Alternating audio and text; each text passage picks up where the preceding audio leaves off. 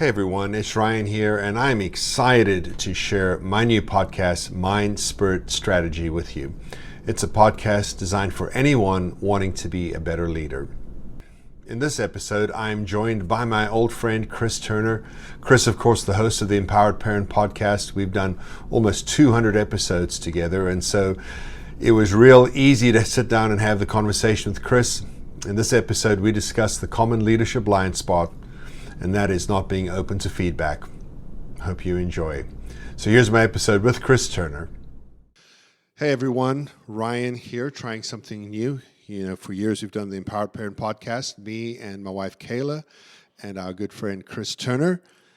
But I'm trying something new here with the podcast, as you can see, Mind, Spirit, Strategy.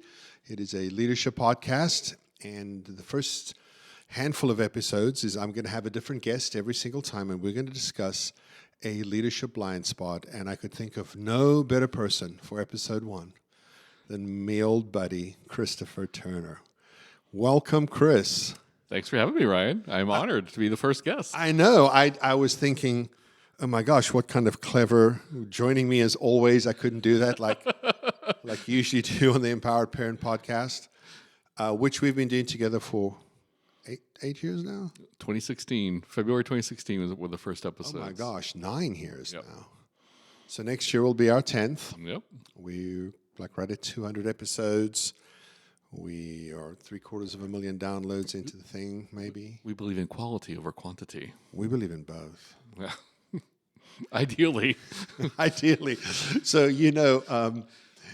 So you know how, like, the statistics on this, like everybody that starts, like everybody started a podcast, and like on average, like it's 4 episodes before they go, this is too much work, I don't want to do it anymore. So the fact that we're up close to 200 now, or maybe we've exceeded 200, I forget, I don't look at the stats, but that's pretty impressive, I think.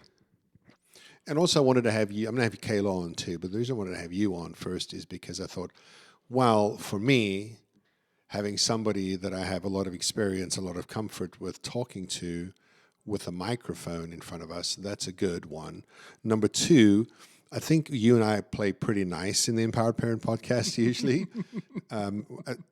So I would say that you and I have a good relationship.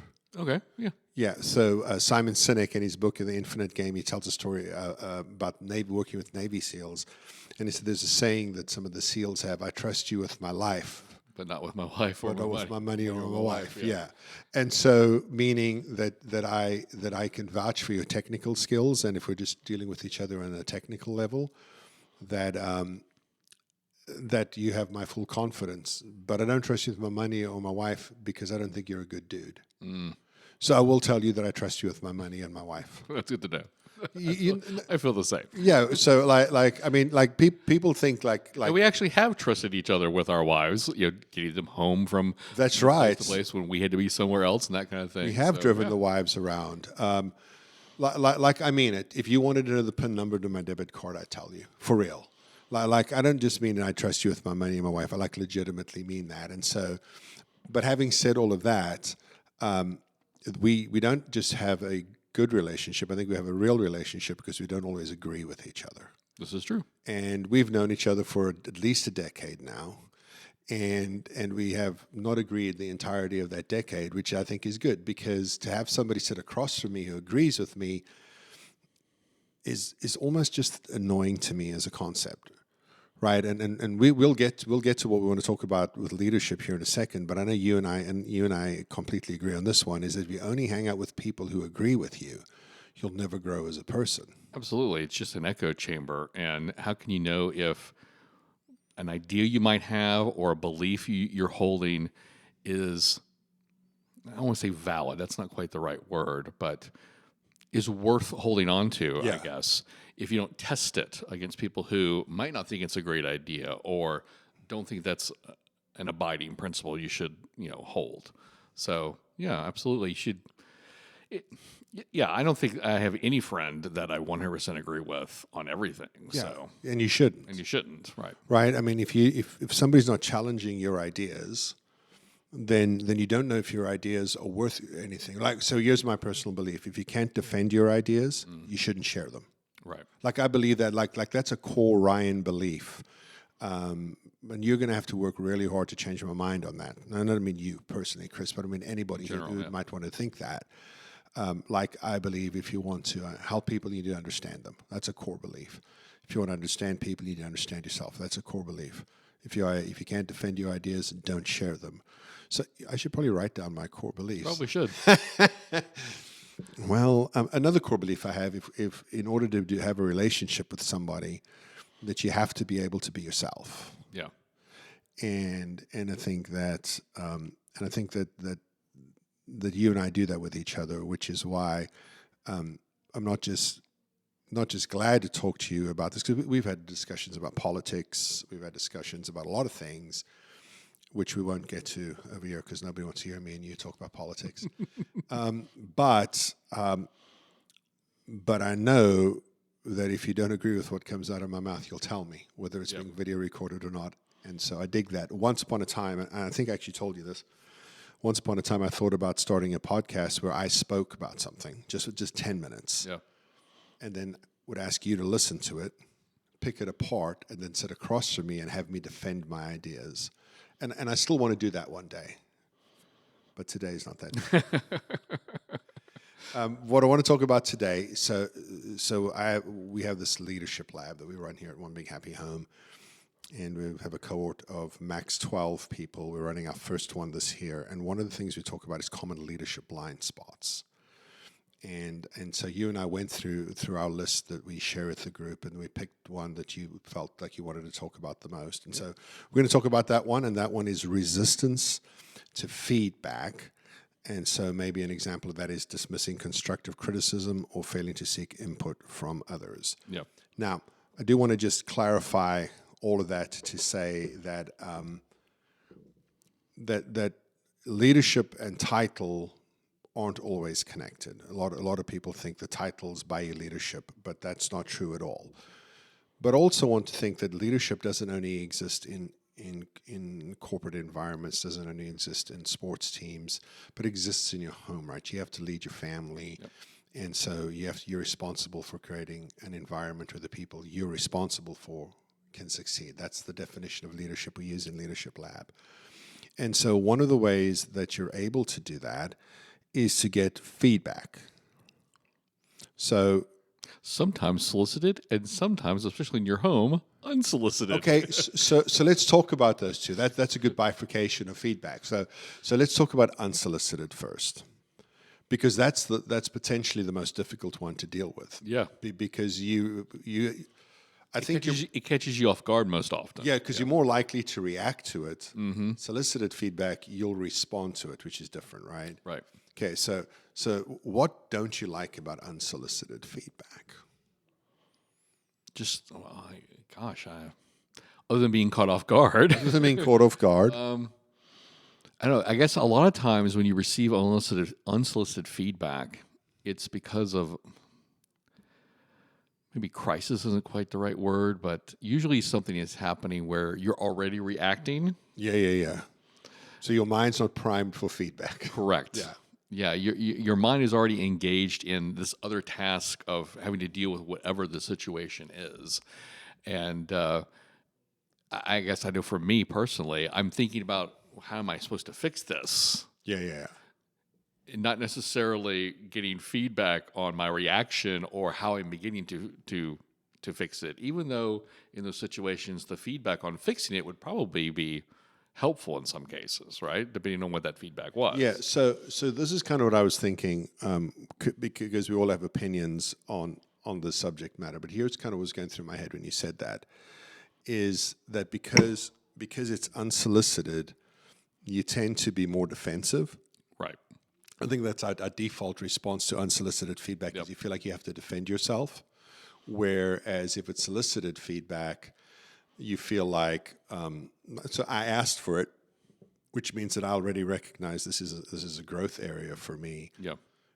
Because I'm just going to be honest with you. When I get unsolicited feedback, the little voice in my head goes, and who are you? And why should I listen to you? And why should I listen to you, even if that person's my spouse? Yeah.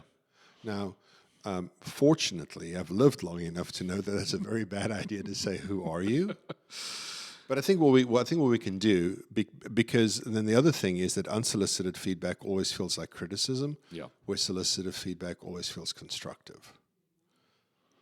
And Yeah. partly because, and I think it's just the way your brain's primed for it, because you're ready for the solicited feedback, Yeah. because you recognize you need it. Where the unsolicited feedback always feels like criticism. I'll give you an example. If you have a meeting and you've asked for specific feedback, and you get feedback on the specific issue, you're like, okay, that's good. But then they offer some unsolicited feedback about something that wasn't under the purview of that meeting. Mm-hmm. You're like, We're supposed to talk about that, right? Yeah. I what understand what meeting you're do you think you're in? saying. Right. And it's so weird how you automatically feel that. So we talk about the brain a lot. We talk about relationships a lot on the Empowered Parent Podcast. So how about if you and I go back and forth for a couple of minutes and think about ways that we can lessen the negative impact of unsolicited feedback? Any thoughts? Well, I think how you lessen your reaction, I think, depends upon the situation and who you're getting that feedback from, right? Like, I think the closer that person is to you, the more defensive you're probably going to be, and the larger your reaction might try to be. Yeah. Will likely be, right? Like, if one of my coworkers, and I have, as far as I know, I have a good relationship with all my coworkers. I feel like we have a good relationship, right? If one of them came to me with unsolicited feedback on the job that we're doing, considering I think 80% of them have been doing it longer than I have, I would be much more open to that unsolicited, feedback that they're giving me. If my wife comes at me with some unsolicited feedback over something I'm doing, I might be more adverse to receiving that because I don't know. Like you said, you're automatically defensive when it's unsolicited, and for me, I think it's very circumstantial. Like, what are the circumstances under which? No doubt. Right.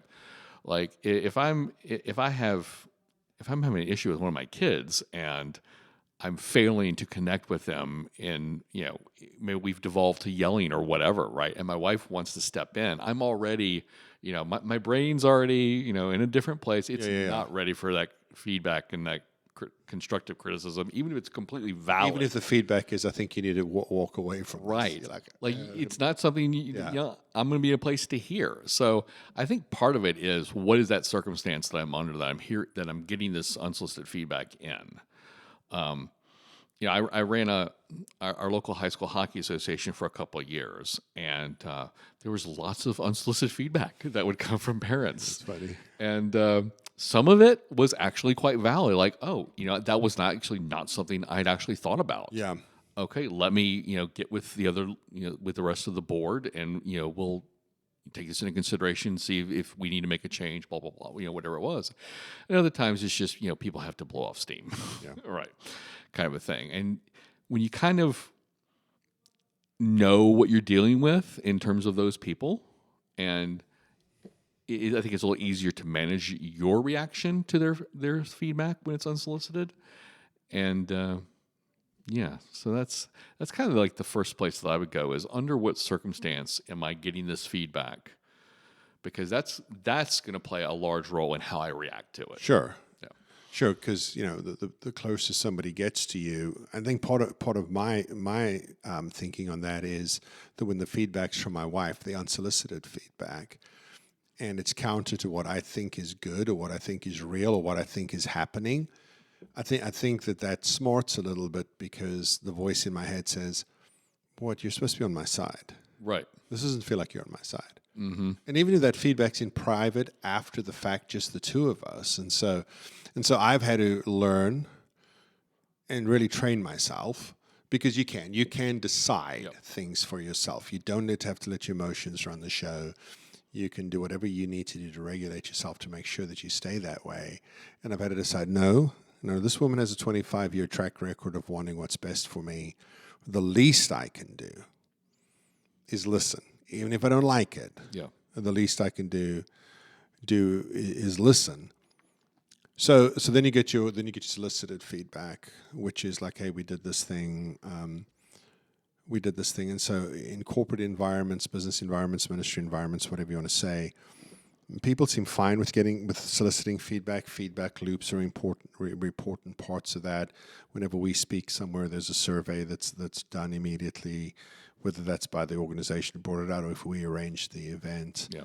And so you come to expect that. And honestly, it's not always constructive. Sometimes it's just critical. Yeah.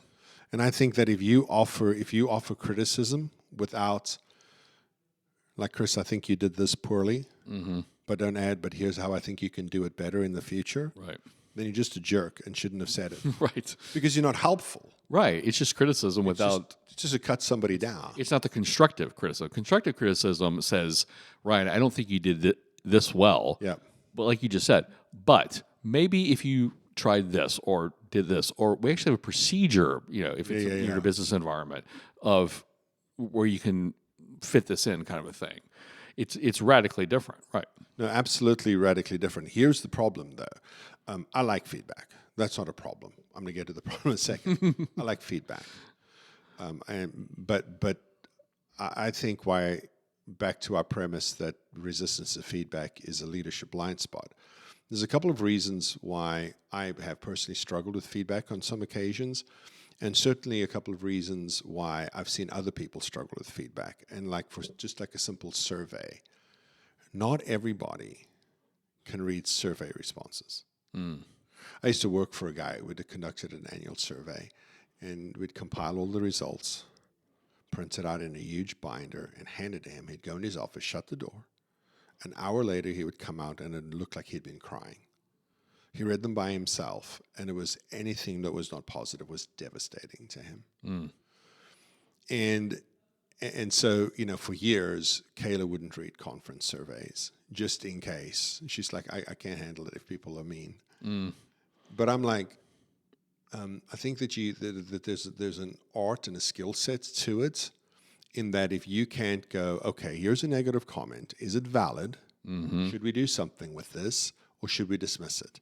If you can't respond to negative feedback like that, then that's going to be a problem getting feedback, because nobody bats 1,000 in this life. Right.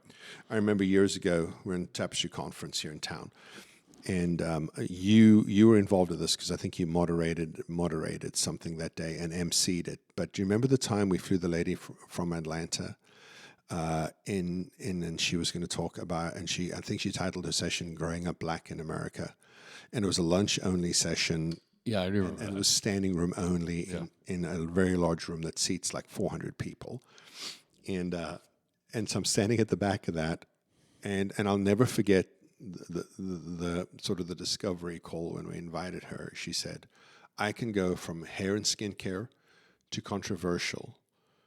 What would you like me to do?" And I said, "I want you to go to the middle and then take one step towards controversial." The feedback from that session, it was a lunch session, so everybody could go.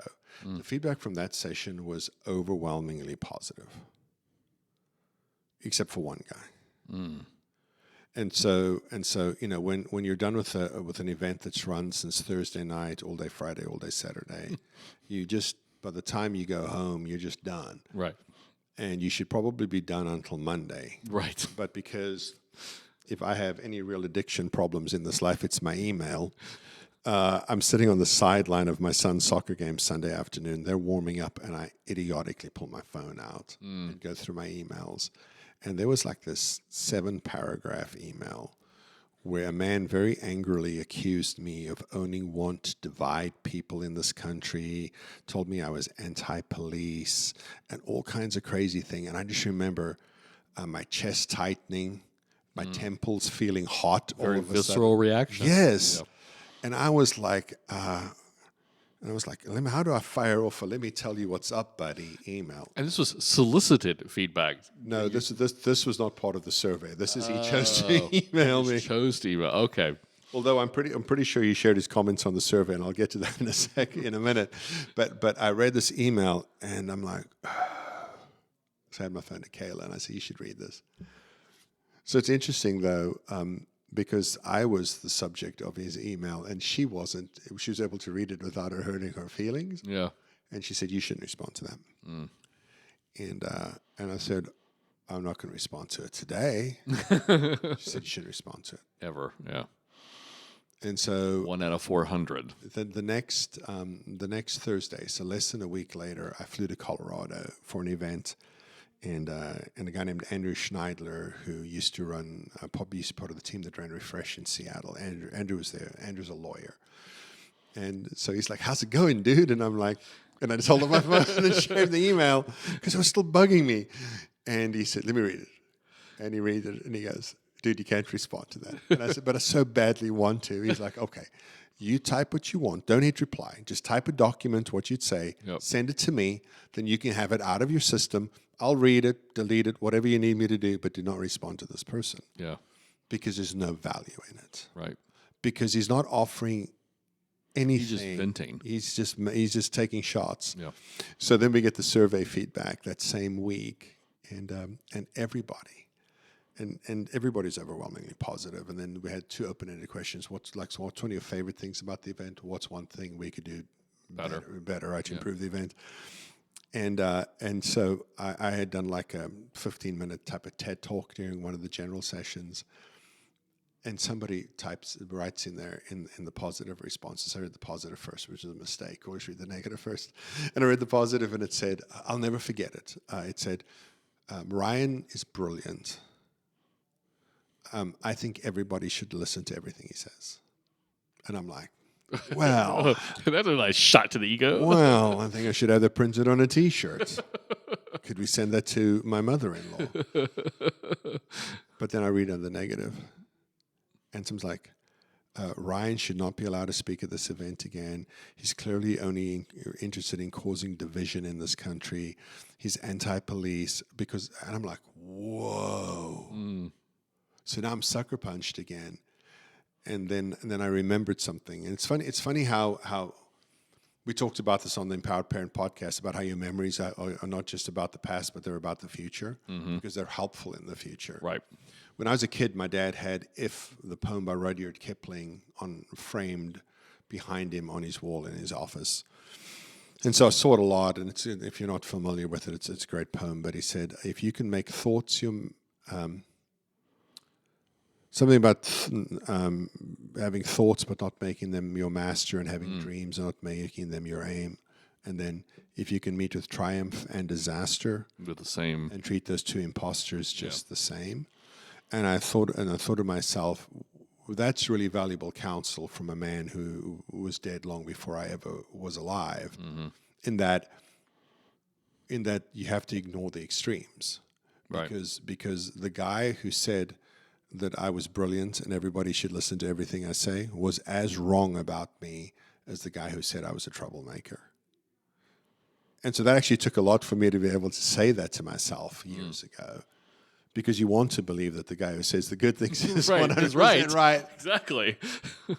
But I remember, so we solicited the feedback, and then I'm like, well, what am I going to do with this information?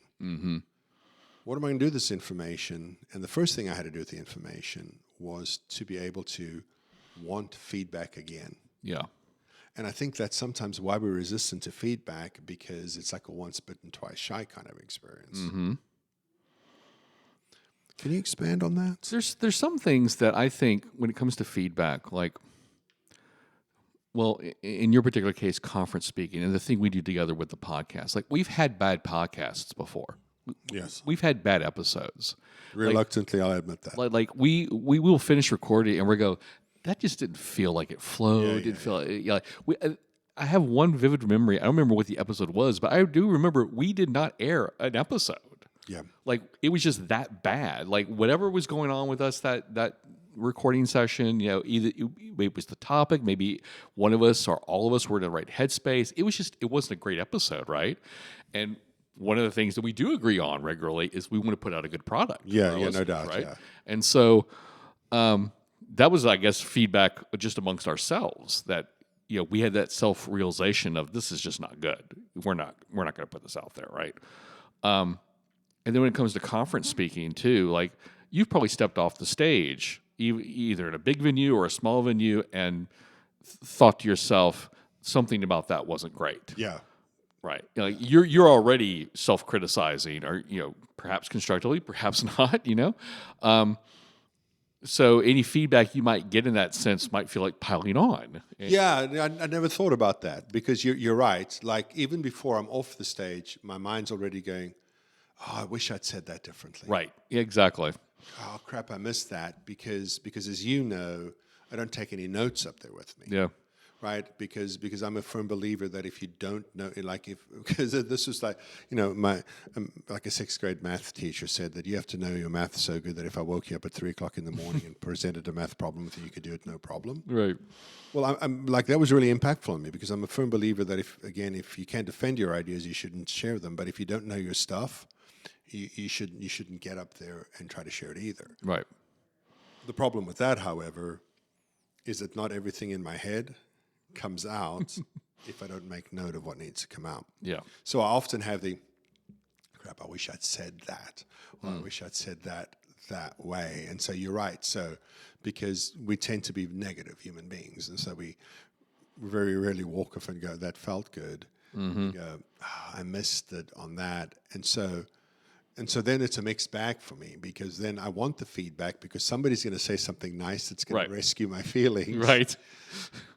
While at the same time, somebody's going to say something negative, and it's going to feel like dogpiling, like you said. So let me ask you this. So one of the other leadership blind spots we'll talk about is lack of self-awareness. There have been studies on the value of self-awareness in human beings. Do you think that the more self-awareness you have, the more you're willing to solicit feedback? Absolutely. Yeah. Because I think the more self-aware of you are and your proclivities, your weaknesses, your strengths, it makes it easier to accept that feedback when it's not what you want to hear, because you already know, this is something that I need to work on in myself. Yeah. And so it absolutely makes a huge difference. So I would definitely agree with that. Well, so you were talking about how we give feedback to each other in the Empowered Parent podcast. The last episode we recorded together, and I do this every single time when we hit stop on the recorder. I always say, and I don't know if you picked up on this, but I always say, that feel good? Did that feel okay to everybody? Yeah. And it's not like a huge feedback loop, but it's just your sense now that we've stopped talking. How do you feel about what we just did? Yeah.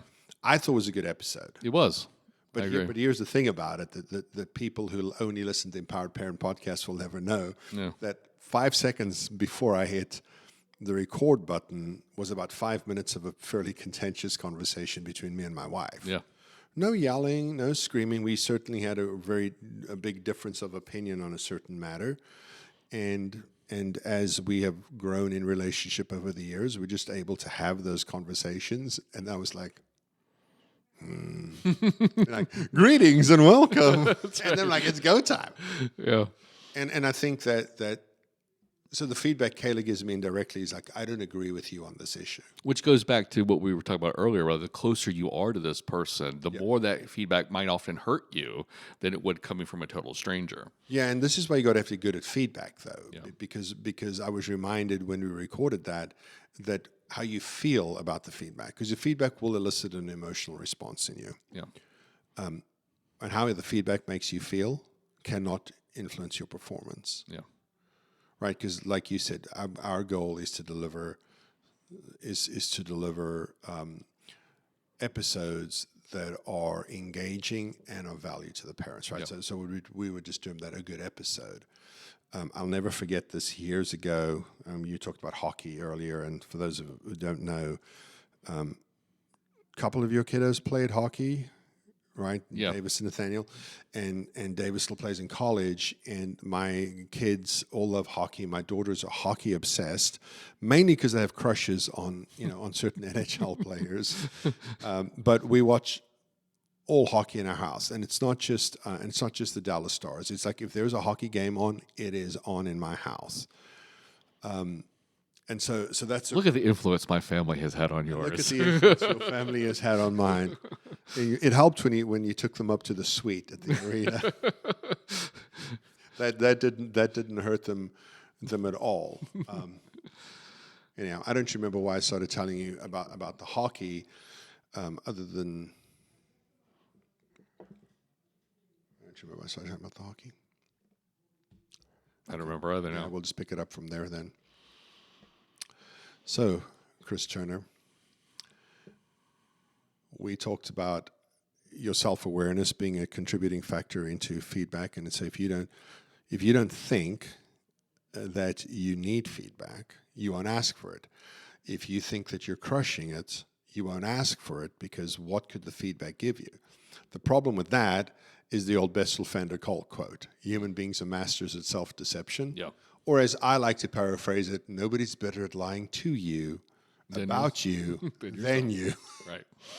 Right? And so even if you're in a position where you think, I don't need any feedback, I'm killing it, That's when you probably most that's definitely when you do need feedback. it. Yeah. Yeah. And you have to, and I still think it's a skill. I think that you have to train yourself to want it. You know, one of the problems that we have, I'll say that differently. One of the things that's obvious to me about the work we do is there's always a need for the introductory class. There's always the introduction to trauma, introduction to attachment, introduction to neuroscience, and all those kinds of things. And that's good. Except that the people who've been doing it for 10 years, the people who are adults, they need to hear a different version of the story, right? And so in our house, we have a lot of empathy. We have a lot of compassion for kids' stories, the impacts of the stories and how they do things. But over a decade, 15 years, I can confidently say, we've been working on this together for a long time. Yeah. You have to choose something different now. And sometimes we undervalue telling somebody that they get to make choices about what happens in their lives. And so if you get feedback you don't like, you can choose to have it not bother you. I firmly believe that. And when I tell people that, they're like, no. Look, I hear things I don't like all of the time. Like if you're listening to this and you think that I only hear, like, Ryan, you're awesome all of the time, you're very much mistaken. I spoke at a conference earlier this year, and I just said something about in the internet age, the gap between suicide attempts between teenage boys and teenage girls has narrowed. 20 years ago, for every girl that made an attempt on her life, there were like 5 boys. That's not accurate data, but it was some huge discrepancy. I don't remember the accurate ratio. But as a result of smartphones and TikTok, Social media, and messaging apps, that gap is almost closed completely. Which means more girls are attempting suicide than they were. Oh yeah, when you look at the chart, the increase in the trend line is unbelievably steep. Okay, so all I do is I have this actual slide up there showing these 2 trend lines, and then them converging over 20 years from being very divergent 20 years ago. I have that slide up, and all I say is exactly what I told you. Because of the influence of social media and the smartphone, an increase in anxiety and depression amongst young women has also led to an increase in suicide attempts. That's verifiable data. That's not my opinion. There's been tons of research in multiple countries. It all bears out to be the same. Yeah. I don't even do the disclaimer. I just explain what you're looking at, and I move on. We're done. The usual line of people afterwards who wanted to meet you, or wanted to ask you a deeper question, or wanted to thank you. The usual. I go back downstairs to the exhibitor hall, and we've got a little table over there. And Kayla's like, how'd it go? And I'm like, it went awesome. I loved it. Just, I'm my own biggest fan. It was fantastic. And I didn't say that. I said, hey, the people who hung out afterwards, all very positive. I think it went well. The conference surveys said people enjoyed it. One person messages us on Instagram, and this multi-paragraph criticizing me for having an opportunity to do something about the suicide rate amongst adolescent males in this country and choosing to do nothing. right. Okay. I read it, and I looked at Kayla, and I was like, you need to read this. And in typical fashion, she said, don't respond. Yeah. So I didn't. And then I showed Will and Carrie Ann Stanfest, our friends who have the Connected Parenting Minute podcast. They were at the same event, and they were standing there talking to Kayla, and I show it to them. They're like, "Wow!" Or Carrie Ann's phrase, "Wow, just wow." Yeah. And so they're like, "Yeah, you shouldn't respond." I'm like, "Yeah, I'm not going to respond because Andrew Schneidler taught me not to respond." Yeah. And so, There's nothing construction in that. yeah, this constructive in that. where does it go? And first of all, I didn't even understand the claim. I'm not like, what was I supposed to do? Right. What am I personally, Ryan Norris, supposed to leap out into society and do to? What it was even worse than that. Her criticism was I didn't take the opportunity in the room. To do what? I know, and I'm like, okay. I haven't even heard this talk, and I'm still wondering, like, what the heck could Ryan? I know that there's nothing Ryan could have done in that particular moment. So I'm like, we leave it. We go out to dinner. Go back to the hotel. Idiotically open social media as soon as we get back to the hotel. Then I get a message in my email saying I have new messages in the conference app. Oh no! She sent the same message to me through the conference app because you didn't respond to her on Instagram. Yeah. And I'm like, and even though over the years I've become really good at not having feedback like that bother me, because I honestly believe that if you tell me everything we did right, that's not helpful. Yeah. If we want to get better, and one of my favorite books is Carol Dweck's Mindset. Mm-hmm. So I believe I display all the tendencies of somebody with a growth mindset, meaning that I actually want the feedback. And that comes back to probably a larger point that if you don't have a growth mindset, you're going to be an ineffective leader because you will not solicit the feedback. And so I have a growth mindset. I want the feedback. We've had meetings with people after events and do a debrief. And I said, you're telling me all the things you liked. And I don't mean to be rude, but I already know I already think our content's good. I want you to tell me everything we're missing. Ways the event could have gone better, because that helps the next crowd get a better version of the event. I truly believe that. Right. So the feedback doesn't bother me, but I don't know. Just the next day, I'm speaking. No. It's the exact same one, the exact same tech talk. And one of the things foundationally we have to establish when we're talking to parents about technology is that the boys and girls are different. Yeah. You have to remind them of that because different technology impacts girls differently than it impacts boys, right? So texting and social media more damaging to girls' mental health than it is to boys' mental health. YouTube and video games, interactive ones where you're playing online, more damaging to a boy's mental health than texting. So, and it may just be something simple as whatever you spend more time on, right? My 17-year-old son, if I told him, you can play Xbox for 1 hour, if you don't touch your phone for 1 day, he'll make that deal every time. Like, no doubt he'll make that deal every single time. But if you tell a teenage girl, if you do something, if you will do this one thing, then you're not going to get your phone. Like, oh my gosh, it's my lifeline to the world. And to some degree, there's truth in that. I'm not trying to unpack that. Yeah. But well, I think that plays in. I think the technology aspect obscures the social aspect of how differently males and females socialize, right? Like men do not sit around talking about their feelings like women will sit around. Yeah, we stand doing it. Don't sit. But if you want to engage with a group of men over something serious, get them doing something, right? Yes. Like we know this. We've personally experienced this, right? Yeah. And so, if I have a group of friends that I want to solicit feedback from, yes, we could probably sit around and talk about it like you and I are sitting around this table right now.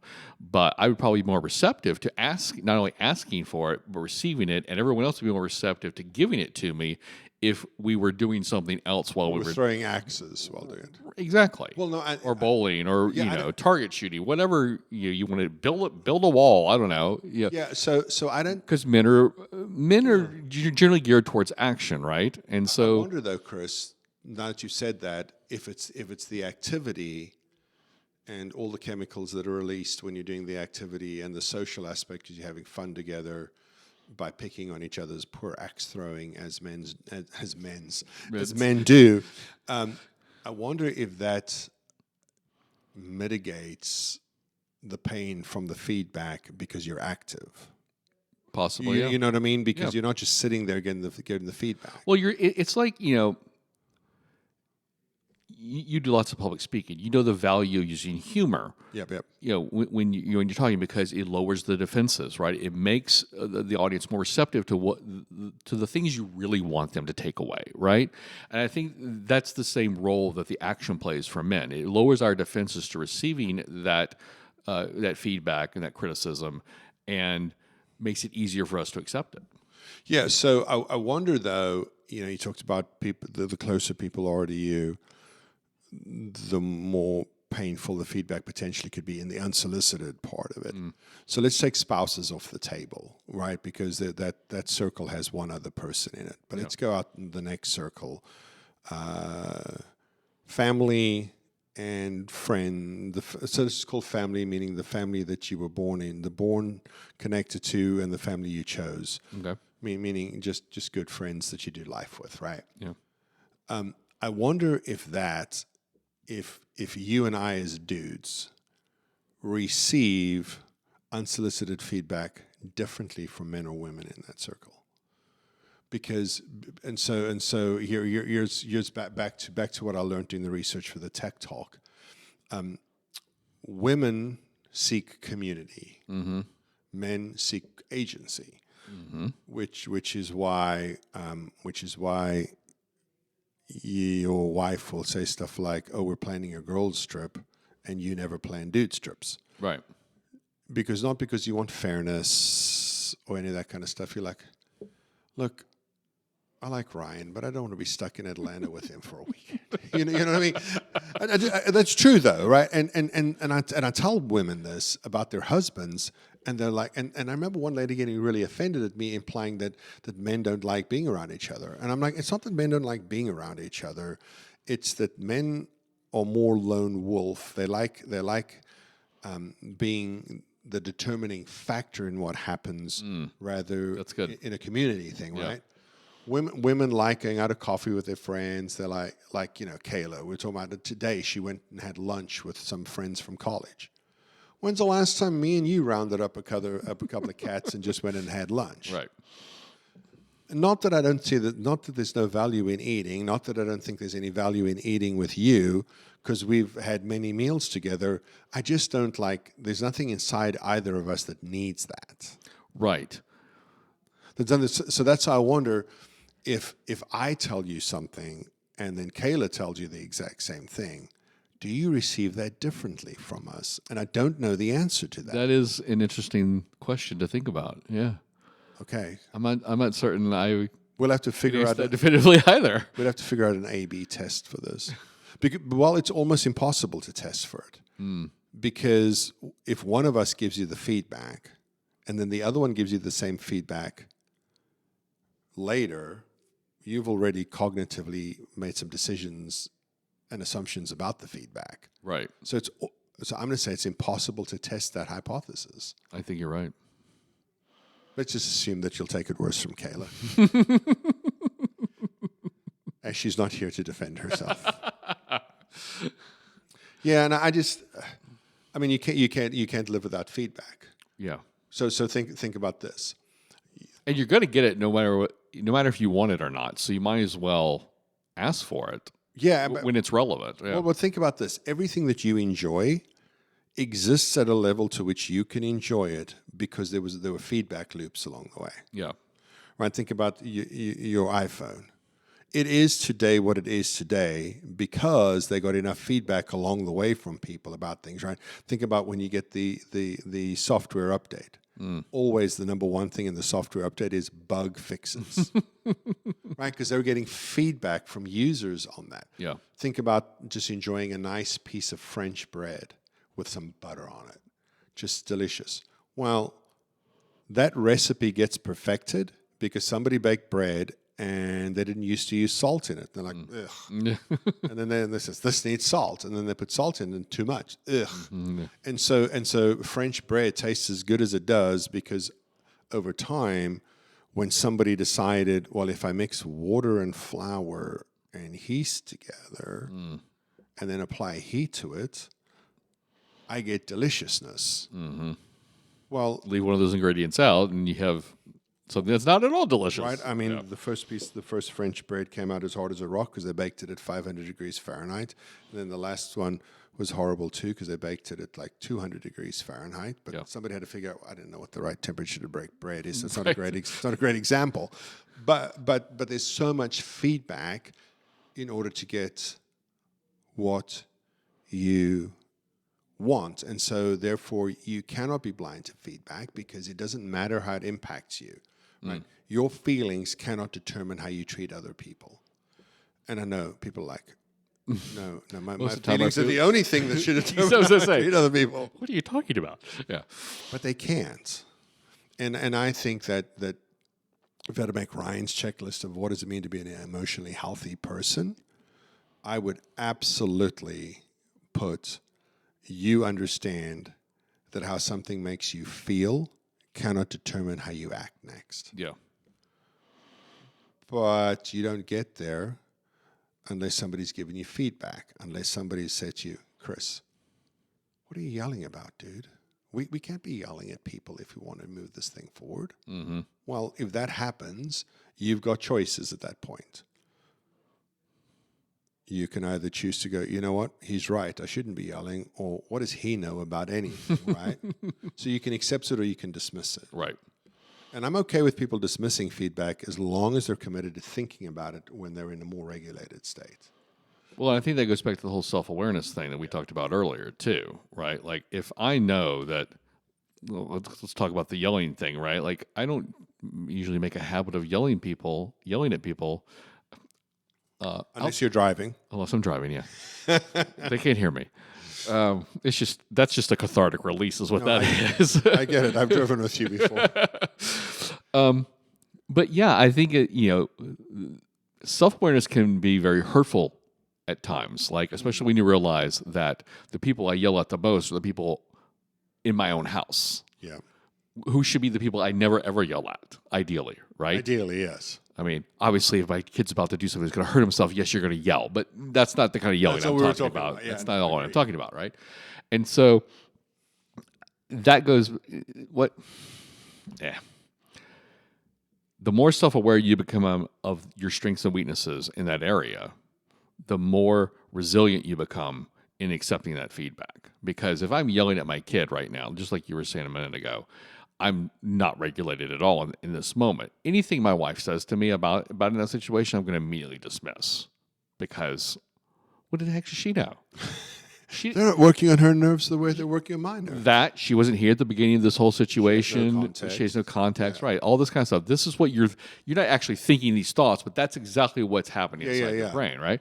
And so, by becoming more self-aware and being accepting of those strengths and weaknesses, not to the point of you're just going to say, well, this is just who I am, right? Because we should try to better ourselves, make ourselves better people, but it makes it easier that when you get, like from now on, if you get another email or another feedback, like the ones you were talking about earlier, you can just be like, this person does not know what they're talking about. Yeah. And boom, it doesn't bother you anymore, right? Or you can read it and say, I don't like the way they said it. Right. But is there something to take from it? Right. Which is what I think is sort of the next step in the process, is that you can take feedback that is negative, that you don't like, and still garner something formative from it. Right. Like that's way down the road, though. Like if I come to you, Ryan, after you've given a talk at a conference, and I just say, yeah, I didn't like that. How is that helpful to you at all? That's not helpful at all. I mean, you've done that in reverse, Chris. I remember one time you introduced me, you said, we like to invite the best to this event, but since they weren't available, here's Ryan. So I've watched the video of that after the fact. And the fact that I'm like doubled over laughing as I walk up onto the stage. And there were people who were like, you can hear the gasps in the audience. And afterwards, people came to me and was like, why did he say that? I'm like, because he's a dummy? No, I didn't say that. Because we have this awesome relationship. Because you told me the story once of how Guns N' Roses got introduced. I'm like, I'm doing this to Ryan. You wanted the best? Well, they couldn't make it.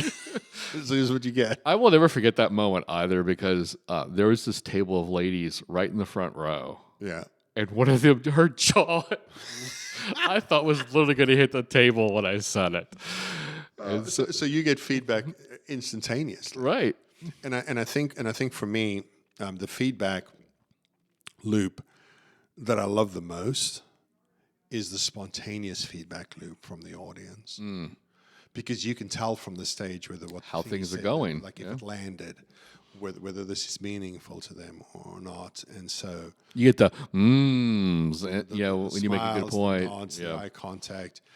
And it allows you to connect in a non-threatening way, right? So there's been research on the optimal amount of eye contact to make, and this may probably not surprise you, but when 100% eye contact is actually suboptimal because it unsettles people.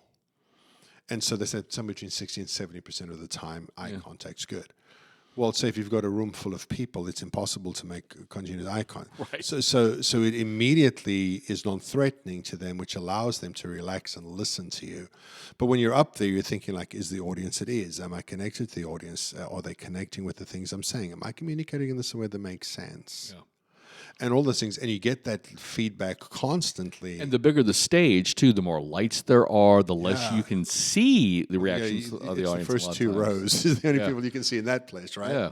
And so I do love it, and I will tell you that 20 years ago I probably was anti-feedback. But what I've realized is that we don't get better if people don't tell us with the feedback. And so back to what I've said a few times, you have to be able to discern. Because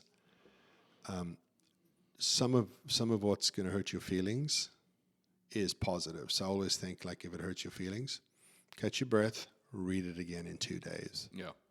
And so you've been in your feelings, but is there actually something in there? Because you can't dismiss all negative feedback as criticism, because some people just may not be able to communicate it well. Right. And so back to the self-awareness, it's all on you. The person who needs the feedback, you should ask for the feedback. But again, the leadership principle here that we're just talking about is that it's a blind spot to be resistant to feedback because you think you don't need it or you don't want it. And both of those are untrue and therefore a mistake. Right. All right. Anything else that you just are burning to say about feedback? You know, there was something that I thought of earlier when we were going back and forth, in that you mentioned something that at the start, or maybe this was before we started recording, about you don't necessarily have to have a title to be a leader, right? Yep, agreed. And so I think that when you are in that kind of position where you don't have the title, but you can still lead a cohort of people, however that looks like. I'm kind of thinking more in the corporate sense. Yeah, I mean, leading from the middle is valuable. You are given the opportunity to provide feedback. Try to be as constructive as possible. Yeah, that's true.